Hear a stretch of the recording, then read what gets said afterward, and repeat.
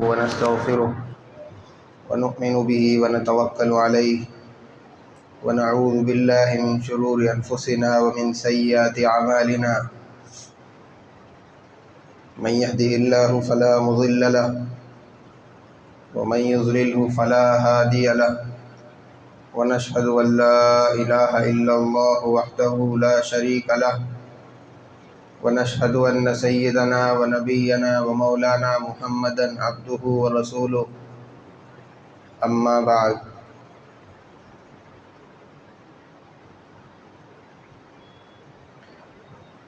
فأعوذ بالله من الشيطان الرجيم بسم الله الرحمن الرحيم إن الله يأمركم أن تؤدوا الأمانات إلى أهلها قال النبي صلى الله عليه وسلم آية المنافق ثلاث إذا حدث كذب وإذا وعد أخلف وإذا اؤتمن خان أو كما قال عليه الصلاة والسلام۔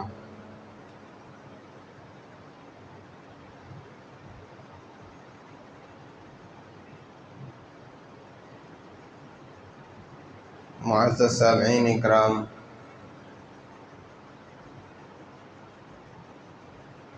اللہ کے نبی صلی اللہ علیہ وسلم نے منافق کی 3 نشانیاں بیان فرمائی ہے۔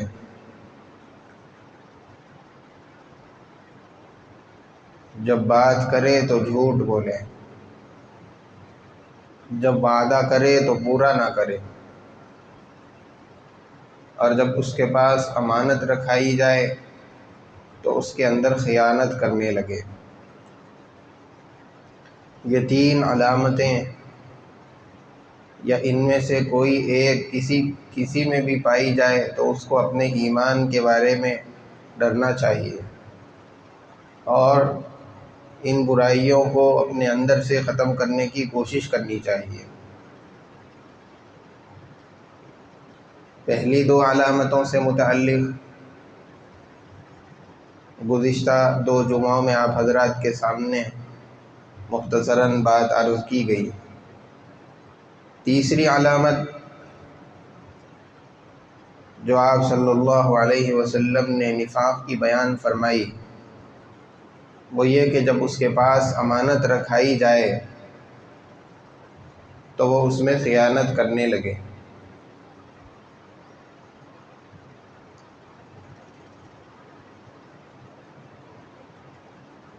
اللہ تبارک و تعالی نے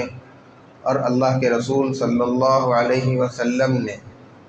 قرآن اور حدیث میں مختلف مقامات پر امانت کی اہمیت اور اس کے حق کو صحیح ادا کرنے کی بڑی تاکید فرمائی ہے۔ چنانچہ قرآن کریم میں اللہ تبارک و تعالی فرماتے ہیں ان اللہ یأمرکم ان تؤدوا الامانات الی اہلہا۔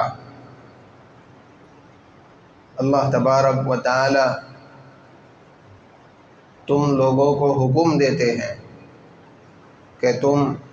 امانتوں کو اس کے مستحقین تک، ان کے حقیقی مالکوں تک پہنچاؤ۔ نیز اللہ کے نبی صلی اللہ علیہ وسلم نے اپنے ارشاد مبارک میں یہاں تک فرمایا لا ایمان لمن لا امانت لہ،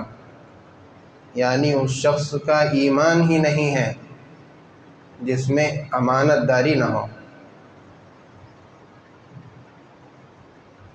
تو اللہ کے نبی صلی اللہ علیہ وسلم امانت میں خیانت کرنے کی سنگینی کو، اس کی گہرائی کو بتلانے کے لیے اس طرح فرماتے ہیں کہ جس میں امانت داری نہیں،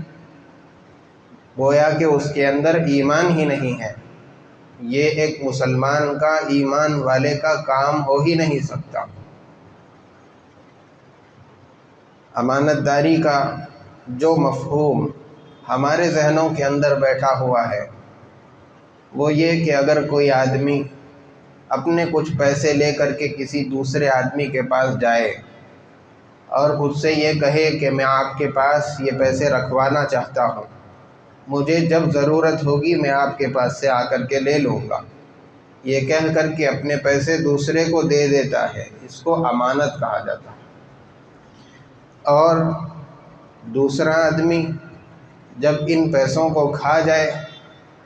یا پھر بغیر مالک کی اجازت کے استعمال کر لے، یا پھر وہ سامنے والا مانگنے کے لیے آئے، اپنے پیسے واپس لینے آئے تو دینے سے انکار کر دے اور یہ کہہ دے کہ تم نے مجھے پیسے دیے ہی نہیں تھے، تم نے میرے پاس پیسے کب رکھائے تھے، تو اس کو خیانت سمجھا جاتا ہے۔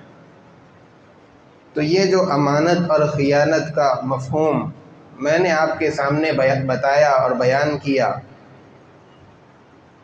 امانت اور خیانت اسی چیز کو ہم سمجھتے ہیں، حالانکہ امانت کا مفہوم اور اس کا مطلب تو بہت وسیع ہے،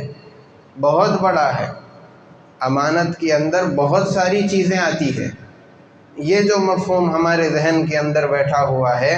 یہ تو امانت کے معنی کا ایک چھوٹا سا حصہ ہے۔ اس کے علاوہ بہت ساری چیزیں امانت کے اندر داخل ہو جاتی ہیں۔ ایسی چیزیں امانت میں داخل ہیں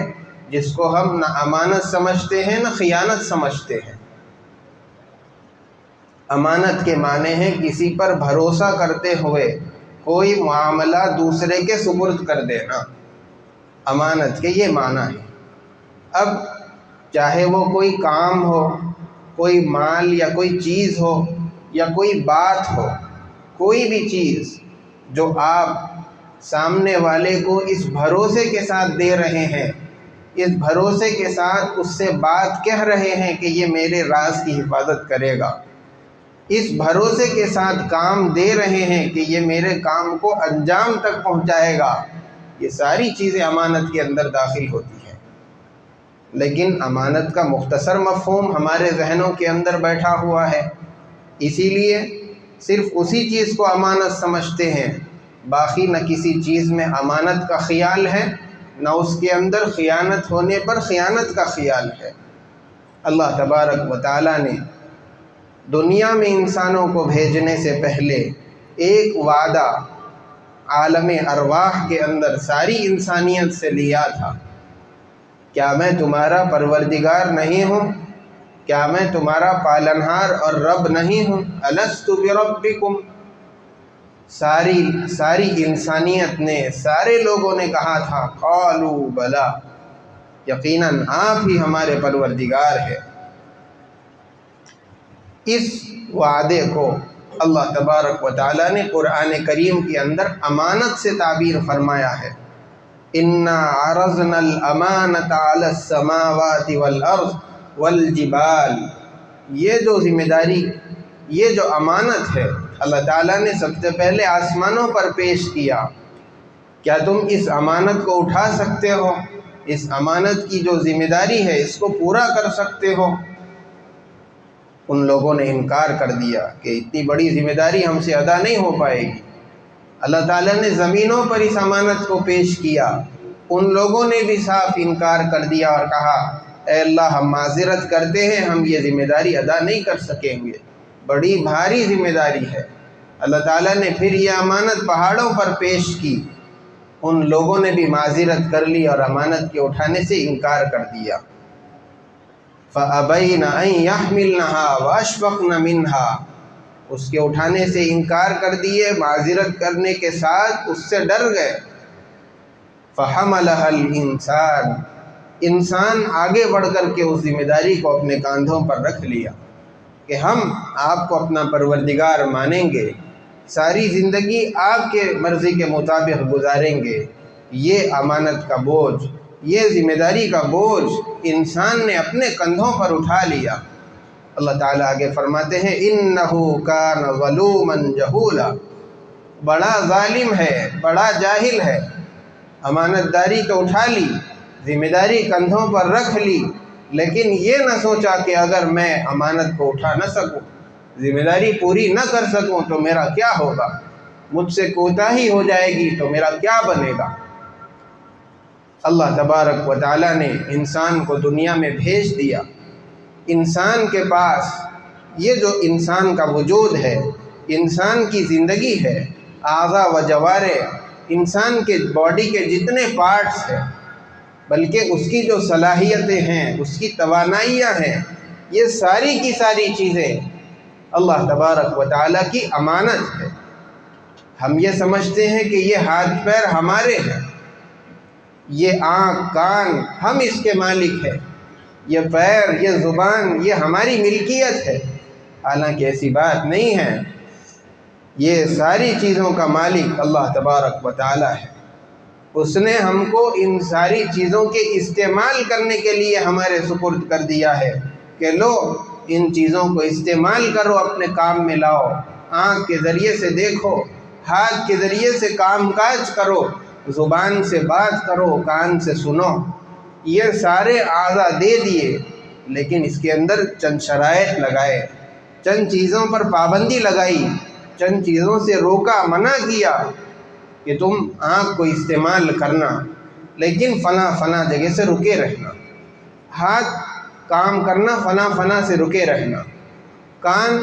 اس سے یہ چیز سن سکتے ہیں، یہ چیز نہیں سن سکتے ہیں۔ تو اس طریقے سے اللہ تبارک و تعالیٰ نے جو اعضاء و جوارح انسان کو دیے، یہ ساری کی ساری چیزیں انسان کے پاس امانت ہے، اور اس کے اندر مسلمان کیا غیر مسلم کیا، ہر ایک کے پاس یہ نعمت ہے۔ انسان کا وجود، چاہے مسلمان ہو اس کا بھی وجود ہے، غیر مسلم ہے اس کا بھی وجود ہے۔ کان آنکھ ناک مسلمان کے پاس بھی ہے، غیر کے پاس بھی ہے۔ تو یہ ساری کی ساری چیزیں اللہ تبارک و تعالیٰ نے انسان کو بغیر کسی مذہب کی تفریق کے ساری انسانیت کو یہ امانتیں دی ہیں اور پابندیاں بتائی۔ آنکھ اللہ تبارک و تعالیٰ کی بہت بڑی نعمت ہے، کیونکہ اس کے پیچھے ہماری محنت نہیں لگی، پیسہ نہیں لگا، اسی لیے اس کی اہمیت، اس کی قدر اور اس کی جو قیمت ہے ابھی اس کا اندازہ نہیں ہے۔ لیکن اگر کسی کی آنکھ کے اندر خرابی پیدا ہونی شروع ہو جائے اور پھر نظر آنا کمزور ہو جائے، آنکھ کے اندر موتی پیدا ہونے شروع ہو جائے، اس کی وجہ سے آدمی اپنا سارا مال جو جمع کیا ہوا ہے وہ سارا کا سارا خرچ کر کے بھی اپنی آنکھوں کو سیدھا کرنے کی، صحیح کرنے کی، اپنی بینائی اپنی روشنائی کو واپس لانے کی کوشش کرے گا۔ جب بینائی جانے لگتی ہے اس وقت میں آدمی کو اپنی آنکھوں کی قیمت معلوم ہوتی ہے، اس کا اندازہ ہوتا ہے۔ اور پھر ایسی آنکھیں جس کے لیے کبھی سروس کی کوئی ضرورت نہیں، آدمی گاڑی خریدتا ہے 2 مہینے 4 مہینے 3 مہینے بعد وقتاً فوقتاً سروس کراتے رہنا پڑتا ہے، لیکن اللہ تعالیٰ نے انسان کے جسم میں ایسے اعضاء دے دیے، آنکھ ہو، دل ہو، دوسرا کوئی بھی عضو ہو، کبھی زندگی بھر سروس کی ضرورت نہیں پڑے گی، کبھی گریس ڈالنے کی ضرورت نہیں پڑے گی۔ ان کے کام کرنے کے لیے الیکٹرک کی، پیٹرول کی، کسی چیز کی ضرورت نہیں ہے۔ آدمی جس وقت سے پیدا ہوا اس گھڑی سے لے کر کے آدمی کی آخری سانس تک آنکھیں برابر کام کرتی ہیں، اس کو کسی ایندھن کی ضرورت نہیں ہے، کسی مزید چیز کی ضرورت نہیں ہے۔ اللہ تعالیٰ نے ایسی نعمتیں انسان کو بطور امانت کی عطا کی ہیں۔ یہ کان اللہ تبارک و تعالیٰ نے سننے کے لیے دیے، جو چاہے سنو، لیکن چند شرائط اور پابندیاں لگائیں۔ گانے نہیں سننا، غیبت نہیں سننی، اور ناچ گانا نہیں سننا، اسی طریقے سے جھوٹ نہیں سننا، دوسروں کی برائی نہیں سننی۔ ان ساری چیزوں سے اللہ تعالیٰ نے منع کر دیا۔ اسی طریقے سے زبان اللہ کی تعریف کے لیے، قرآن کی تلاوت کے لیے، ذکر اذکار کے لیے، درود و سلام کے لیے، مختلف چیزوں کے لیے اللہ تعالیٰ نے زبان دی، لیکن اس پر بھی چند پابندیاں لگائی۔ جھوٹ مت بولو، غیبت مت کرو، پیٹھ پیچھے دوسروں کی برائی مت کرو، چغلی مت کرو، اس طریقے کی برائیوں سے اللہ تعالیٰ نے منع کر دیا۔ تو اب اگر ان اعضاء کو، آنکھ کو غلط استعمال میں لائے گا، اللہ تعالیٰ نے غیر محرم کو دیکھنے سے منع کر دیا تھا، دنیا کو دیکھو، اللہ کی قدرت کو دیکھو، اللہ تعالیٰ نے زمین کیسے بچھائی، آسمان کو بغیر ستون کے کیسے تھما دیا، پرندے آسمانوں میں کیسے اڑتے ہیں، کون ہے جو یہ ساری چیزوں کا جمانے والا ہے، کائنات کا چلانے والا۔ ان چیزوں کو دیکھ کر کے اس خالق کو پہچانو۔ اللہ تبارک و تعالیٰ نے آنکھیں اس لیے دی تھی، لیکن چند چیزوں سے منع بھی کر دیا، غیر محرم کو مت دیکھو، مخصوص جگہوں پر مت دیکھو۔ اب اگر کوئی آدمی آنکھوں کو ممنوع جگہوں پر دیکھنے کے لیے استعمال کرے، غیر محرم کو دیکھنے لگے، جن جگہوں پر دیکھنے سے منع کیا تھا ان کو دیکھنے لگے، اپنے کانوں کو گانے بجانے سننے کے لیے، جھوٹ اور غیبت سننے کے لیے استعمال کرنے لگے، زبان کو جھوٹ سے آلودہ کر لے، زبان کو غیبت سے گندی کر لے، اپنی زبان کو فحش گویائی کے اندر، گالی گلوچ کے اندر استعمال کرے گا، تو یہ ساری امانتوں کے اندر خیانت ہوگی۔ اس لیے کہ جن چیزوں سے اللہ تعالیٰ نے منع کیا تھا ان چیزوں کے اندر یہ استعمال کر رہا ہے۔ مالک اللہ تبارک و تعالیٰ ہے، انسان اس کا مالک نہیں ہے، اسی لیے جو مالک ہے وہ اسی کے مرضی کے مطابق ان ساری چیزوں کو استعمال کرنا ہوگا، ان کاموں کے اندر استعمال کرنا ہوگا جس سے اللہ تبارک و تعالیٰ خوش ہوتے ہیں، جس سے اس کی رضا ہو، اور جس سے جو چیز اللہ تعالیٰ کو پسند ہو انہی کاموں کے اندر، انہی باتوں کے اندر، انہی جگہوں پر دیکھنے کے لیے ان ساری چیزوں کو استعمال کرنا ہوگا۔ اور اگر اللہ کی مرضی کے خلاف، اللہ کی خوشی کے خلاف میں، اللہ کی ناپسندیدہ جگہوں پر استعمال کرے گا تو امانت کے اندر خیانت شمار ہوگی۔ اس کے علاوہ بہت بڑا مفہوم امانت کا ہے۔ مثلا آپ نے کسی کے پاس سے کوئی چیز لے لی، اب وہ چیز آپ کے پاس امانت ہے، اس کو لوٹانے کی فوراً فکر کرنی چاہیے۔ جیسے مثلا آپ گھر کے اندر کوئی کام کرا رہے ہیں، آپ کو پلیئر کی یا اسکرو ڈرائیور کی ضرورت پڑ گئی، پڑوس کے پاس سے لے کر آئے، فوراً اپنا کام ہو گیا اس کو واپس کر دے، اپنے گھر کے اندر پڑا ہوا نہ چھوڑ دے، اپنا جیسا ہی کام ہوا اس امانت کو لے جا کر کے اس مالک کے سپرد کر دے۔ اسی طریقے سے جو لوگ جاب کرتے ہیں کسی کمپنی کے اندر، آفس کے اندر، اب کمپنی کی طرف سے جو وقت، جو ٹائم متعین کر دیا گیا، مثلا آپ کی شفٹ ہے 8 گھنٹے، تو گویا کہ آپ نے یہ سارے کے سارے 8 گھنٹے کمپنی والوں کو دے دیے ہیں، اور ان وقت کے بدلے میں آپ کو سیلری مل رہی ہے۔ اب اگر آپ ان 8 گھنٹوں میں سے تھوڑا سا وقت اپنے دوستوں کے ساتھ ہنسی مذاق کے اندر، دل لگی کے اندر، کھانے پینے کے اندر خرچ کر رہے ہیں، گویا کہ آپ نے کمپنی کو دیے ہوئے وقت کی امانت کے اندر خیانت کر دی۔ اسی لیے جو وقت آپ نے اپنے جاب کے لیے دے دیا، ان لوگوں نے آپ کے لیے جو وقت متعین کر دیا اس کے اندر وہی کام کرنا چاہیے جو کمپنی سے متعلق ہو، جو کمپنی سے ریلیٹڈ ہو۔ ہاں اگر کوئی آدمی ایسا کرتا ہے، یہ تو میں نے آپ کو بات بتائی دنیاوی کاموں سے متعلق، آگے بڑھ کے ایک بات بتاؤں، اگر کوئی آدمی کو لنچ کے لیے آدھا گھنٹہ ملتا ہے کہ اس کے اندر اپنی ضروریات سے فارغ ہو جائیں، کھانا کھا لیں، اور اس کے بعد میں پھر آدھے گھنٹے کے بعد کمپنی کا کام شروع ہوتا ہے، اب آدھے گھنٹے تک تو کھانا کھاتے رہے، ضروریات سے فارغ ہوتے رہے، جب بریک ختم ہو گیا تو وضو کر کے نماز پڑھنے لگے، یہ بھی درست نہیں ہے۔ دنیاوی چیزیں بھی نہیں ہونی چاہیے، آخرت کی متعلق بھی چیزیں نہیں ہونی چاہیے، اس لیے کہ آپ نے جو سیلری لی ہے وہ پورے وقت کی لی، حالانکہ آپ نے پورا وقت کام ہی نہیں کیا۔ اگر آپ پورے وقت کی سیلری تو لے رہے ہیں لیکن کام کر رہے ہیں تھوڑا سا، اس کے اندر جتنی سیلری آپ کی وہ آئے گی جس میں آپ نے کام نہیں کیا، تو وہ آپ کے لیے جائز نہیں ہوگی، حلال نہیں ہوگی۔